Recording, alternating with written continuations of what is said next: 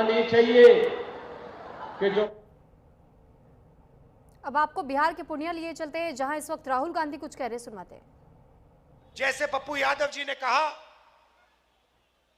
नफरत के बाजार में हमने मोहब्बत की दुकान खोली है।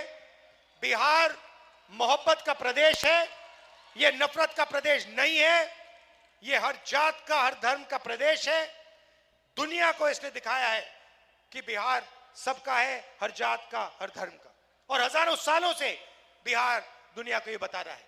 भाइयों और बहनों, गठबंधन, महागठबंधन की सरकार किसी एक जात की सरकार नहीं होगी, किसी एक धर्म की सरकार नहीं होगी। मैं आपको गारंटी कह के कह रहा हूं, महागठबंधन की सरकार अति पिछड़ों की होगी, पिछड़ों की होगी, महादलितों की होगी, दलितों की होगी, अल्पसंख्यकों की होगी, गरीब जनरल कास्ट की होगी, सबकी होगी, किसान की होगी, मजदूर की होगी, अंबानी अदानी की नहीं होगी।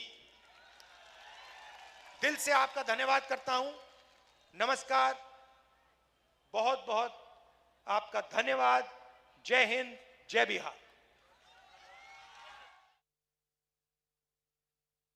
आप और राहुल गांधी ने एक बार फिर से इस बात को दोहरा दिया और ये कहा है कि अगर हमारी सरकार सत्ता में आती है, यानी महागठबंधन को आप बिहार की गद्दी सौंपते हैं, तो फिर ऐसे में हम इस बात का खास ख्याल रखेंगे कि ये किसी भी अगड़ा वर्ग के लोगों की सत्ता नहीं होगी, लेकिन अल्पसंख्यक लोगों की, साथ ही जो महादलित है, दलित है, ये उनकी सरकार होगी और उनके लिए हम सोचेंगे, विचार करेंगे। गरीबों की सरकार बनेगी, चाहे वो किसी भी जाति या धर्म से क्यों ना आते हो।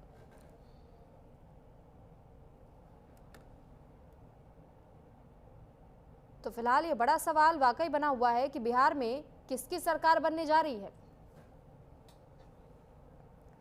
वहीं इस बीच एक बड़ी खबर आपको बता दें कि विजय सिन्हा पर जो हमला हुआ, उसको लेकर सीईसी की ओर से बयान सामने आ चुका है।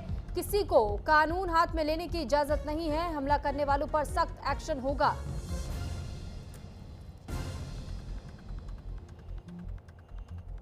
तो ये बड़ी खबर इस वक्त आपको बता रहे हैं। विजय सिन्हा के काफिले पर जो हमला हुआ था, उसको लेकर के सीईसी की ओर से भी बयान सामने आ चुका है और इस पर यह स्पष्ट किया गया है कि चाहे कोई भी हमला करने वाला क्यों ना हो, उस पर सख्त एक्शन लिया जाएगा। किसी को कानून हाथ में लेने की इजाजत नहीं दी जाएगी।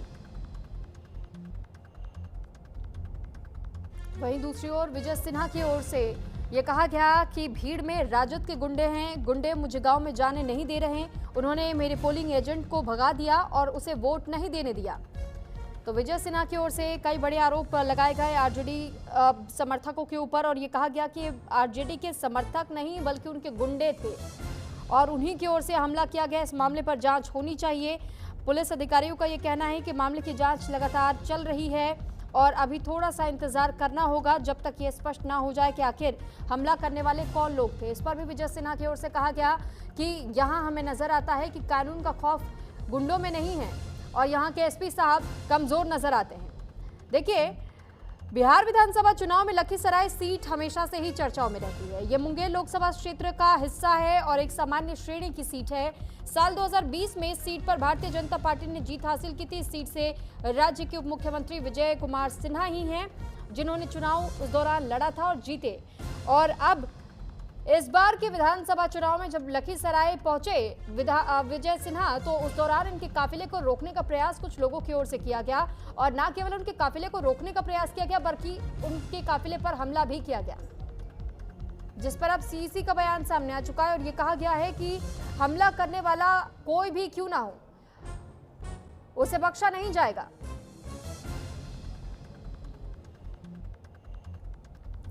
हालांकि इस बार लखीसराय से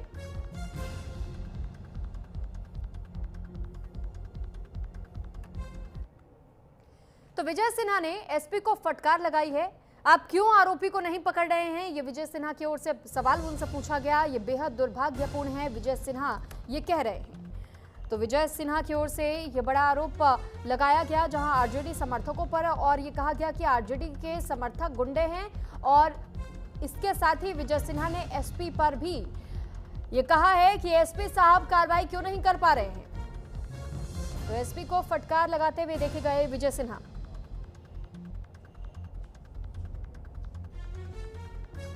तो तस्वीरें आपको लखीसराय की उस दौरान की दिखा रहे हैं जब विजय सिन्हा यहाँ पर पहुंचे थे। उनके काफिले को रोकने का प्रयास किया गया था। इसके बाद यहाँ डीएम पहुंचे, एसपी पहुंचे और एसपी से खुद जब तमाम मामले की जानकारी दी विजय सिन्हा ने, तो विजय सिन्हा की ओर से ये सवाल भी पूछा गया एसपी से और ये कहा गया कि आप इस पूरे मामले में क्या कर रहे हैं।